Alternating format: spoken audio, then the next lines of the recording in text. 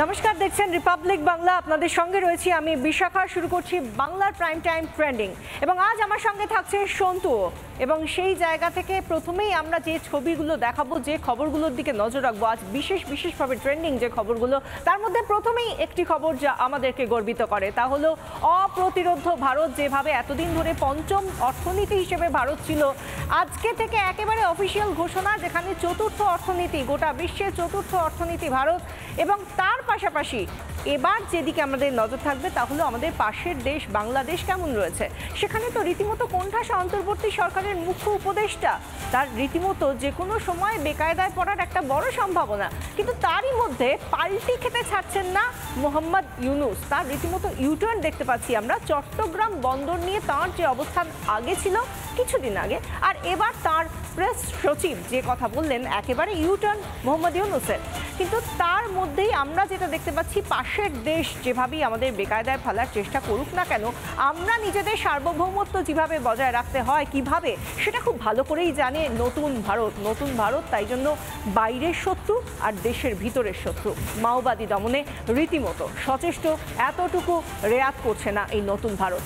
সমস্ত দিকে নজর রাখবো, তবে তার আগে সন্তুর সঙ্গে দেখেন এই মুহূর্তের হেডলাইন্স। বিশ্বে ভারত এই মুহূর্তে দাঁড়িয়ে চতুর্থ অর্থনীতির দেশ। এতদিন পর্যন্ত আমরা জানতাম আমরা পঞ্চম অর্থনীতির দেশ ছিলাম, কিন্তু যেটা লক্ষ্য ছিল প্রধানমন্ত্রী নরেন্দ্র মোদীর 2047, অর্থাৎ স্বাধীনতার 100 বছরের মধ্যে ভারত তৃতীয় স্থানে উঠে আসবে, ভারত প্রথম 3টি অর্থনীতির দেশ হিসেবে আত্মপ্রকাশ করবে। আমরা যেভাবে এগোচ্ছি, আমাদের যেভাবে অপ্রতিরোধ্য গতি আমরা দেখতে পাচ্ছি, তাতে করে সেই দিনও আর বেশি দূরে নেই। ইতিমধ্যেই আমরা জানি যে নীতি আয়োগের যিনি সিইও, তিনি সমস্ত রাজ্যের মুখ্যমন্ত্রীদের সামনে বলেছেন যে বিভিআর সুব্রমণিয়াম, নীতি আয়োগের সিইও, তিনি বলেছেন এই মুহূর্তে দাঁড়িয়ে বিশ্বের চতুর্থ অর্থনীতি হলো ভারত। জাপানকে সরিয়ে, জাপানকে পিছনে ফেলে এই মুহূর্তে আমাদের আগে রয়েছে, অর্থাৎ ভারত চতুর্থ স্থানে এবং তার আগে রয়েছে শুধুমাত্র আমেরিকা, চীন এবং জার্মানি।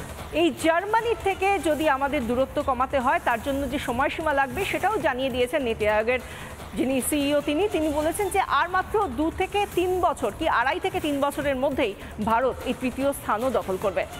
দেখুন বিশেষ প্রতিবেদন।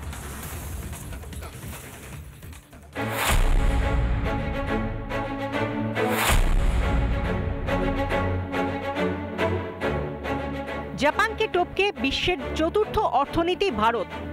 পঞ্চম স্থান থেকে চতুর্থ স্থানে উত্তীর্ণ ভারত। নীতি আয়োগের বৈঠকে বললেন নীতি আয়োগের CEO. And this is already visible in the growth of India. We are the 4th largest economy as I speak. We are a $4 trillion economy as I speak. And this is not my data, this is IMF data. India today is larger than Japan. অর্থনীতির চাকা এভাবে ঘুরতে থাকলে সেদিন আর দূরে নেই যেদিন তৃতীয় অর্থনীতির দেশ হয়ে যাবে ভারত। विश्व के गणमान्य लोगों से बातचीत करता हूं, उसके आधार पर मैं बड़े विश्वास से कह रहा हूं, दुनिया आश्वस्त है कि भारत टॉप 3 में पहुंच के रहेगा।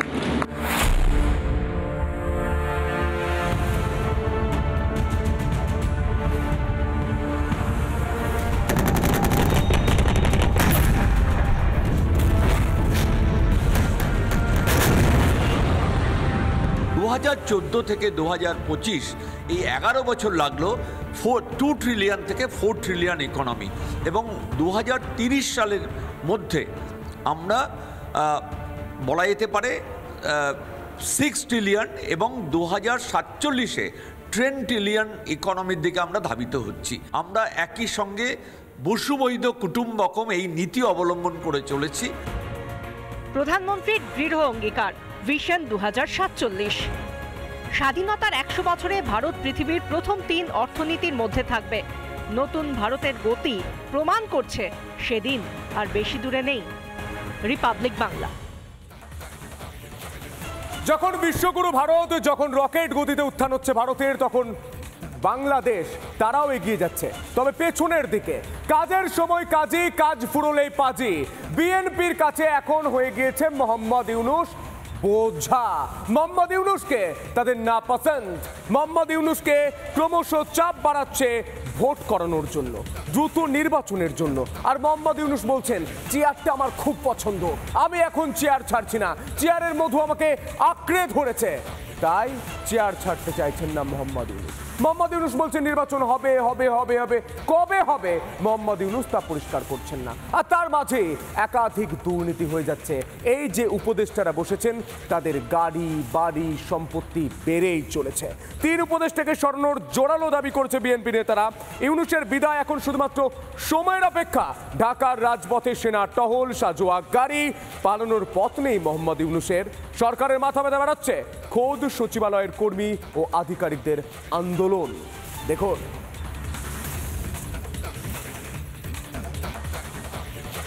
যেভাবে আমরা দেখতে পাচ্ছি বিএনপি জামাত তারা বৈঠক করেছে, সেই সঙ্গে যে এনসিপি অর্থাৎ তাদের যে একেবারে মাত্র কয়েকদিন মাত্র হলো, কয়েক মাস হলো, 2 মাস হলো তারা আত্মপ্রকাশ করেছেন। নতুন দল, যে সমন্বয়করা এতদিন পর্যন্ত মোহাম্মদ ইউনূসের সঙ্গে ছিলেন, তাদের ডানহাত হয়েছিলেন, এখন তাদের মধ্যে কেউ কেউ তারা নাহিদ ইসলামের মতো তারা কেউ কেউ হাত ছেড়ে এই মুহূর্তে এনসিপি নামক এই পার্টিটি গঠন করেছে।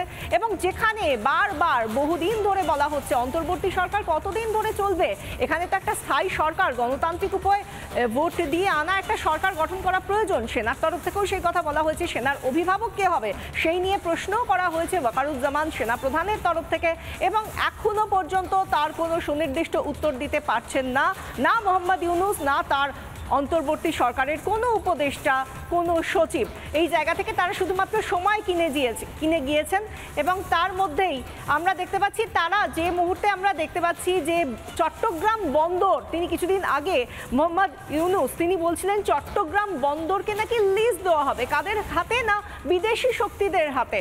কোনো বিদেশি শক্তির হাতে যদি দিয়ে দেওয়া হয় চট্টগ্রাম বন্দরকে, তাহলে নাকি বাংলাদেশ এবং চট্টগ্রাম বন্দর তার উন্নয়ন হবে। কিন্তু এই জায়গা থেকেই আমরা দেখলাম কি না, এই ঘোষণার পর থেকে শুধুই পরপর বিক্ষোভ আন্দোলন, দেশের মধ্যেই কোণঠাসা হতে শুরু করলেন মোহাম্মদ ইউনূস আরও বেশি করে।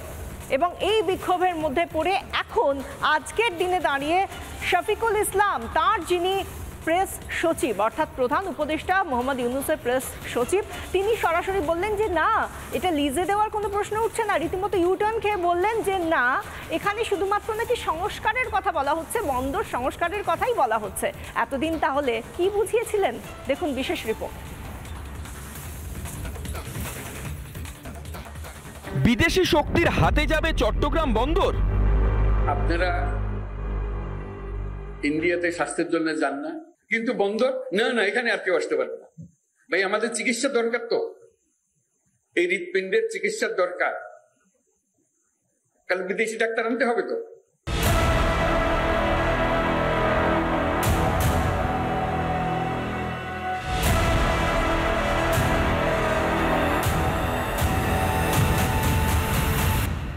আপনি ইকোনমিক রিফর্ম করবেন, চিটাগাং পোর্টকে এড়িয়ে আপনি রিফর্ম করতে পারবেন না, বিকজ আপনার জব তৈরি করতে হবে, এবং এই জব তৈরিটা চিটাগাং পোর্টের এফিসিয়েন্সির সাথে জড়িত। আপনি ইকোনমিক রিফর্ম করবেন, এনবিআর এর রিফর্ম ছাড়া আপনি এগোতে পারবেন না। চট্টগ্রাম বন্দরের নিউ মুরিং কন্টেইনার টার্মিনালের ব্যবস্থাপনা বিদেশি কোম্পানিকে দিতে চায় ইউনূস প্রশাসন। শুরু হয় অশান্তি, বিক্ষোভ।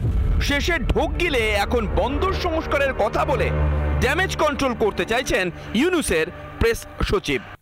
ডলার ক্রাইসিস হলে আপনি যত বড়ই কোম্পানি হন না কেন, কিন্তু আপনি কিছু আনতে পারতেছেন না, হুইট ইম্পোর্ট করতে পারতেছেন না, ফার্টিলাইজার ইম্পোর্ট করতে পারতেছেন না, এলএনজি ইম্পোর্ট করতে পারতেছেন না, আপনার ডলার নাই। তো এখানে ব্যাংকিং সেক্টরে আপনার একটা বড় রকমের রিফর্ম করতে, এই রিফর্মের পার্ট তো এটা। সংস্কারের কথায় যে চিঁড়ে ফিরছে না কোনো ক্ষেত্রেই ভালো বুঝছেন ইউনূস ও তার অনুগামীরা। রিপাবলিক হয় নির্বাচন করুন, না হলে চেয়ার ছাড়ুন, এই দাবিতেই কার্যত ইউনূসের বিরুদ্ধে আন্দোলন তীব্র থেকে তীব্রতর হচ্ছে। দেখুন,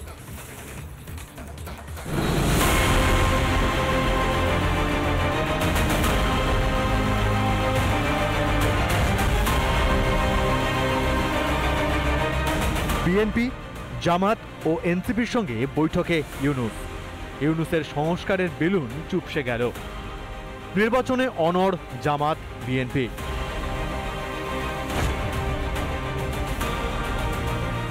ঢাকার রাজপথে সেনার টহল, সাঁজোয়া গাড়ি, পালানোর পথ নেই মোহাম্মদ ইউনূসের। এটা তো জাস্ট আরম্ভ। যখন আর্মি ওপেনলি বলছে, ওয়াকুরুজ্জামান ওপেনলি বলছেন যে এই সরকার অনেক ডিসিশন নেবে না, আমরা ইলেকশন চাই, ইলেক্টেড গভর্নমেন্ট চাই, তখনই আমরা বুঝতে পারলাম তাই এটা আস্তে আস্তে ধাপে ধাপে বাড়বে। ইউনূস সরকারের নির্দেশিকা প্রত্যাহারের দাবি, ঢাকার সচিবালয়ে বিক্ষোভ বাংলাদেশের সরকারি কর্মী সংগঠনের, সরকারি কর্মীদের কণ্ঠরোধের অভিযোগ। 24 ঘন্টার ডেডলাইন ইউনূসকে। ইউনূস পরিষ্কার বোঝা যাচ্ছে যে উনি ভোট ছাড়া জিতেছেন এবং যতদিন থাকা যায় সেই চেষ্টা করছেন। নিজের একটা দল তৈরি হয়েছে এনসিপি, ন্যাশনাল সিটিজেন্স পার্টি, তারা দেখা যাচ্ছে এখনও খুব একটা পরিণত হতে পারেনি, মুকুলেই পড়ে আছে, তার ফলে সময় নষ্ট করছেন। ঘরে বাইরে সংকটে ইউনূস, দেশের মানুষ বিপক্ষে, বিএনপি জামাতের চাপ, কোন পথে পালাবেন ইউনূস?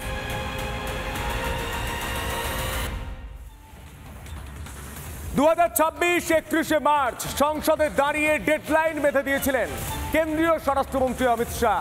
তিনি বলেছিলেন দেশ থেকে মাওবাদকে তুলে ফেলে দিতে হবে, কারণ দেশে থেকে দেশের খেয়ে দেশের ক্ষতি চায় এই মাওবাদীরা। অপারেশন সিঁদুর দেশের ওপারে শত্রু দেশের একদম বুকে লক্ষ্য করে তাই এই শত্রুদের নিধন করেছে, সন্ত্রাসকে নিধন করেছে। কিন্তু মাওবাদ দেশের মধ্যে থেকে, জঙ্গলের মধ্যে থেকে দেশকে ক্ষতি করেছে। ছত্তিশগড় থেকে শুরু করে তেলেঙ্গানা থেকে শুরু করে মাওবাদী অভিযান চলছে, ঝাড়খণ্ড থেকেও সব জায়গায় মাওবাদী অভিযান চলছে। এমনকি বাসব রাজু, তার খেল খতম হয়ে গেছে। একাধিক মাও সংগঠনের নেতারা আত্মসমর্পণ করছে। ভেতরের শত্রুদেরও দমন করা হচ্ছে, বাইরের শত্রুদেরও দমন করা হচ্ছে। এটাই নতুন ভাবে দেখো। দক্ষিণ ছত্তিশগড়ের দুর্গম এলাকায় কারিগুট্টা পাহাড় শুধুমাত্র কোনো ভৌগোলিক অবস্থান নয়, এটা মাওবাদের বদ্ধভূমি। ছত্তিশগড়ের দক্ষিণ বাস্তারের বিজাপুর জেলার দক্ষিণ পশ্চিম থেকে শুরু কারিগুট্টা পাহাড়। আমরা এখন বিজাপুর কারিগুট্টা পাহাড়ি অঞ্চলে আছি। আমার পিছনে কারিগুট্টা পাহাড় দেখতে পাচ্ছেন। মাত্র কয়েকদিন আগেই এখানে 2 দফায় অপারেশন চালানো হয়। তেলেঙ্গানার সীমানা পর্যন্ত বিস্তৃত এই অঞ্চল। 21শে এপ্রিল রাতে সিআরপিএফ ভারতের অন্যতম ভয়ঙ্কর অভিযান শুরু করে।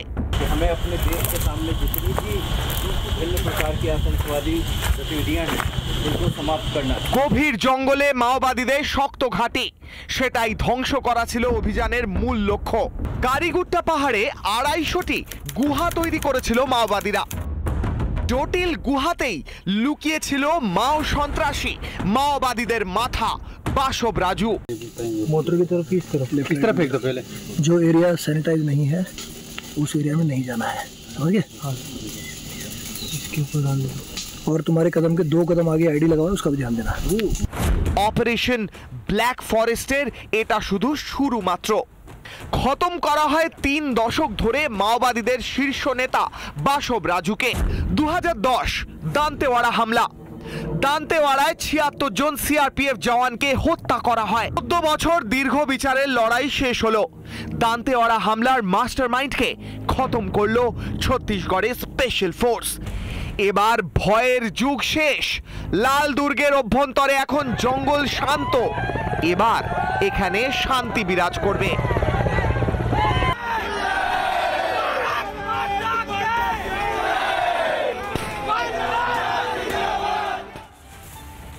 অপারেশন সিঁদুরের পর প্রধানমন্ত্রী নরেন্দ্র মোদীর মন কি বাত, সেখানে প্রত্যেক ছত্রে ছত্রে প্রধানমন্ত্রী মোদীর যে কথা, তার মধ্যে ভারতের 3 প্রতিরক্ষা বাহিনীকে কুর্নিশ জানানো, তাদের জন্য গর্ব অনুভব করা, যেভাবে 140 কোটি ভারতীয় এই প্রতিরক্ষা বাহিনীর জন্য আজ গর্বিত, তাই উঠে এলো প্রধানমন্ত্রীর কথাতেও।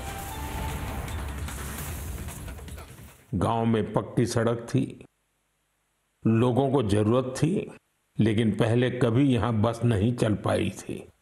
क्यों? क्योंकि ये गांव माओवादी हिंसा से प्रभावित था। यह जगह है महाराष्ट्र के गढ़चिरौली जिले में और इस गांव का नाम है काटेजरी। काटेजरी में आए इस परिवर्तन को आसपास के पूरे क्षेत्र में महसूस किया जा रहा है। अब यहां हालात तेजी से सामान्य हो रहे हैं। माओवाद के खिलाफ सामूहिक लड़ाई से अब ऐसे क्षेत्रों तक भी बुनियादी सुविधाएं पहुंचने लगी हैं। जिस दंतेवाड़ा में कभी माओवाद चरम पर था, वहां आज शिक्षा का परचम लहरा रहा है। ऐसे बदलाव हम सभी को गर्व से भर देते हैं। ऑपरेशन सिंदूर ने तिरंगे में रंग दिया है। आपने देखा होगा, हजारों लोग हाथों में तिरंगा लेकर देश की सेना उसके प्रति वंदन अभिनंदन करने निकल पड़े। ऑपरेशन सिंदूर ने देश के लोगों को इतना प्रभावित किया है कि कई परिवारों ने इसे अपने जीवन का हिस्सा बना लिया है। साथियों, हमारे जवानों ने आतंक के अड्डों को तबाह किया। यह उनका अदम्य साहस था और उसमें शामिल थी भारत में बने हथियारों, उपकरणों और टेक्नोलॉजी की ताकत। उसमें आत्मनिर्भर भारत का संकल्प भी था। हमारे इंजीनियर्स, हमारे तकनीशियन, हर किसी का पसीना इस विजय में शामिल है। মেঘ ভাঙা বৃষ্টি, হরপা বান, হিমাচলের বেশ কয়েকটি জেলা ক্ষতিগ্রস্ত। আবারও হরপা বানের ধস এবং সেই জায়গায় দাঁড়িয়ে হিমাচলের বেশ কয়েকটি জেলা ক্ষতিগ্রস্ত এবং সেই জায়গায় দাঁড়িয়ে আমি দেখানোর চেষ্টা করব রামপুরে বৃষ্টির পরিমাণ বেশি। এই মুহূর্তে সেই ছবি দেখতে পাচ্ছেন। কুলু এবং রামপুরে বৃষ্টির পরিমাণ বেশি, তার জেরে হরপা বান নেমে আসে। স্থানীয়রা জানাচ্ছেন মেঘ ভাঙা বৃষ্টির জেরে কুলুতে এই পরিস্থিতি তৈরি হয়েছে। রামপুরে বৃষ্টির কারণে বেশ কয়েকটি রাস্তা জলমগ্ন হয়ে পড়েছে। এই মুহূর্তে যে ছবি দেখতে পাচ্ছেন, গাড়ি ভেঙে গিয়েছে পাথরের আঘাতে, গাছের আঘাতে এবং হরপা বানের কারণে এই পরিস্থিতি হিমাচল।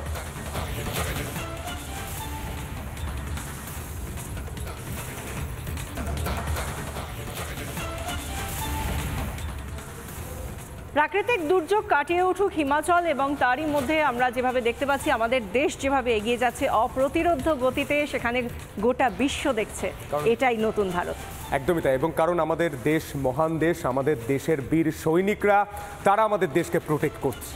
আর তারই মাঝে জম্মু ভারত পাকিস্তান সীমান্তে বেটিং দ্য রেস্ট্রিক্টেড যে ছবি উঠে এসেছে, সেই ছবিটা দেখতে দেখতে আমরা আজকে বাংলার প্রাইম টাইম এখানেই শেষ করছি। দেখুন।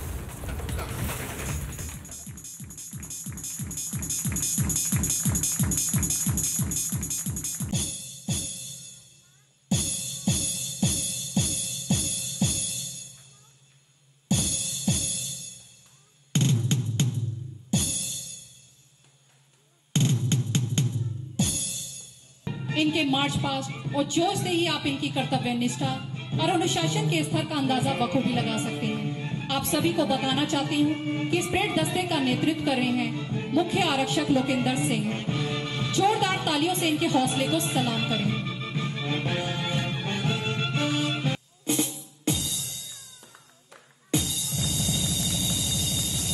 जोरदार तालियों से इनकी हौसला अफजाई करें।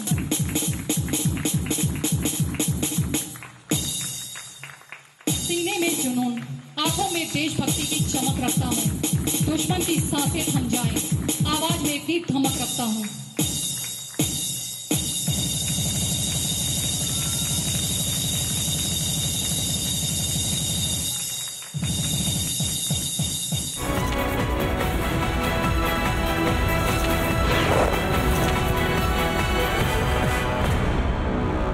নানা ধরনের কন্টেন্ট দেখার জন্য লাইক করুন, শেয়ার করুন আমাদের ফেসবুক পেজ, সাবস্ক্রাইব করুন আমাদের ইউটিউব চ্যানেল। পাশাপাশি অন্যান্য ব্রেকিং নিউজের জন্য অবশ্যই চোখ রাখুন রিপাবলিক বাংলায়।